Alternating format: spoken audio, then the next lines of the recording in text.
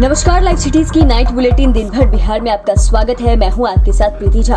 खबरों की शुरुआत करेंगे, लेकिन उससे पहले एक नजर डालते हैं आज की सुर्खियों पर। अचानक जदयू कार्यालय पहुंचे सीएम नीतीश। 3 राज्यों में बीजेपी की जीत के बाद लालू ने अमित शाह को ललकारा।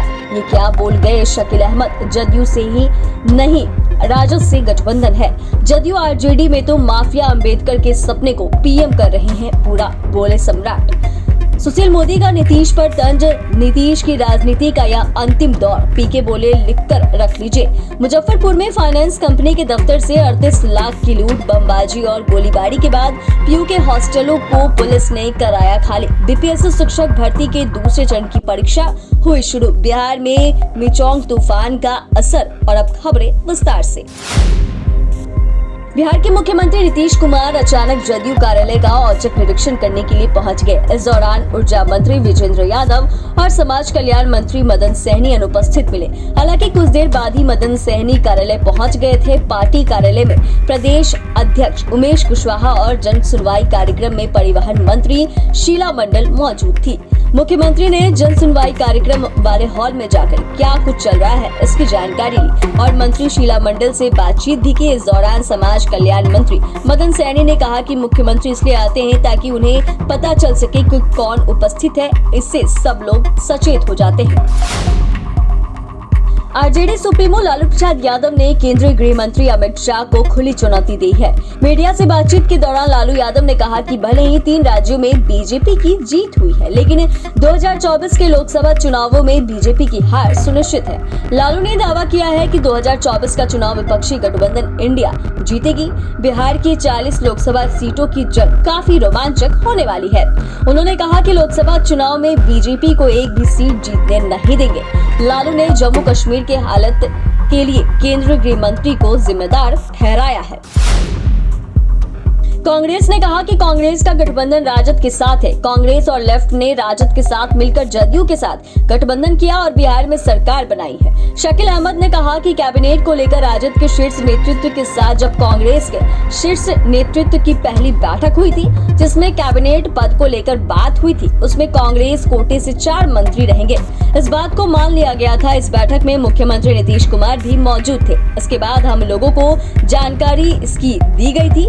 राजद ने जब वादा किया तो वादा निभाना चाहिए। हम अपने हक को मांग रहे हैं। सम्राट चौधरी ने कहा कि अंबेडकर के सपने को साकार करने के लिए पीएम नरेंद्र मोदी लगातार काम कर रहे हैं। अगर अंबेडकरवादी नेता किसी पार्टी में है तो वह बीजेपी में है। दूसरे लोग तो नकली अंबेडकरवादी हैं। उन्होंने सीएम नीतीश कुमार पर हमला करते हुए कहा कि राज्य में 11 गुना लोगों को शराबी बनाया है। राजद और जदयू में 3 तरह के माफिया है, जमीन माफिया, शराब माफिया और बालू माफिया। कार्यक्रम में पार्टी के हजारों कार्यकर्ताओं को शामिल होना था, लेकिन बारिश की वजह से कार्यकर्ता शामिल नहीं हो सके। कार्यक्रम में पहुंचे कार्यकर्ता पोस्टर ओढ़कर बारिश से बचते दिखे। देश के 5 राज्यों में से 4 राज्यों के विधानसभा चुनाव में कांग्रेस की करारी हार के बाद इंडी गठबंधन में शामिल दल हार के लिए कांग्रेस नेतृत्व को जिम्मेदार बता रहे हैं। इंडी गठबंधन में घिरे घमासान पर सुशील मोदी की प्रतिक्रिया आई है। सुशील मोदी ने कहा कि जो नीतीश कुमार अपनी पार्टी को 5000 वोट भी नहीं दिला सके, अगर वे पीएम उम्मीदवार बन जाते हैं तो बीजेपी के लिए रास्ता और भी आसान हो जाएगा। तो वहीं उन्होंने कहा कि कांग्रेस और जदयू पर एक साथ हमला बोला। सुशील मोदी ने कहा कि 6 दिसंबर को होने वाली बैठक अचानक स्थगित करनी पड़ी। आधा दर्जन से अधिक नेताओं ने बैठक में आने से इनकार कर दिया। कांग्रेस के घमंड को तो उसके सहयोगी दलों ने ही चकनाचूर कर दिया है। प्रशांत किशोर ने एक बार फिर मुख्यमंत्री नीतीश कुमार पर जमकर हमला किया है। उन्होंने कहा कि इस बात को लिख कर रख लीजिए, ऑन कैमरा बोल रहा हूँ कि नीतीश कुमार की राजनीति का अंतिम दौर चल रहा है। कुछ महीने और लंगड़ाते हुए चल पाएंगे। इसके बाद लोकसभा चुनाव के साथ ही जदयू पार्टी के संपूर्ण विघटन की प्रक्रिया शुरू हो जाएगी। ना दल बचेगा और ना ही कोई नेता बचेगा। कहानी खत्म हो जाएगी। पीके ने आगे कहा कि नीतीश कुमार जनता को फिर से टोपी पहनाना चाह रहे हैं। मुजफ्फरपुर में अहियारपुर थाना क्षेत्र में बदमाशों ने फाइनेंस कंपनी से 38 लाख रुपए लूट ली। सूचना के बाद अहियारपुर थाने की पुलिस मौके पर पहुंचकर जांच में जुट गई। बताया गया कि देर रात ऑफिस में 6 कर्मी थे, वह पैसे का मिलान कर रहे थे। इसी क्रम में हथियार से लैस 2 बदमाश आए और सभी कर्मियों को कब्जे में लेकर लूटपाट की। विरोध करने पर कर्मियों के साथ मारपीट भी की गई।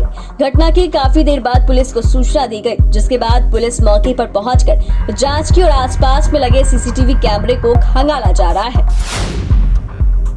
पटना यूनिवर्सिटी में बमबाजी और गोलीबारी के बाद पुलिस की मौजूदगी में हॉस्टल को खाली कराने की प्रक्रिया शुरू की गई। सभी हॉस्टल को खाली कराकर रूम में ताला लगाकर उसे सील कर दिया गया।